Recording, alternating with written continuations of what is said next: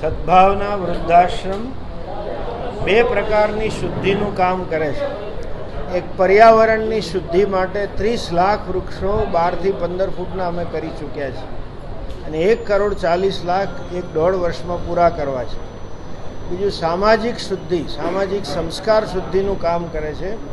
એ અંગે આ વૃદ્ધાશ્રમ છે, જે નિરાધાર વૃદ્ધો છે, ખાસ કરીને શ્રમિક વર્ગના વૃદ્ધો છે. વોચમેન હોય, પટાવાળા હોય, રિક્ષાવાળા હોય, ઠેલાવાળા હોય, ઘરકામ કરતી બાઈ હોય, આયા હોય, જેને કોઈ સંતાન નથી કે છે તો કોઈ રાખતું નથી, જે લોકો શારીરિક રીતે અસહાય છે, આર્થિક રીતે અસહાય છે, એ લોકો માટેનો આ નિસ્સહાય અને નિઃશુલ્ક વૃદ્ધાશ્રમ છે.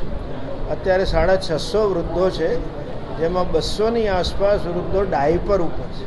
તેને નવડાવવા, ખવડાવવા, બધું કરવાનું કામ પેરામેડિકે કરે છે. એ સેવા માટે સૌથી મોટો વૃદ્ધાશ્રમ આખા ભારતનો પરિશ્રમિકો માટેનો 5,000 વૃદ્ધો રહી શકે એવો જામનગર રોડ પર બની રહ્યો છે, જેમાં 1400 રૂમ બનશે, હોસ્પિટલ બનશે, પેરામેડિક સ્ટાફ રહેશે, બધું જ થશે. એ માટે પૂજ્ય મોરારી બાપુએ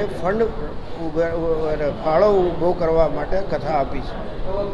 આંતરરાષ્ટ્રીય સ્તરની આ કથા રહેશે.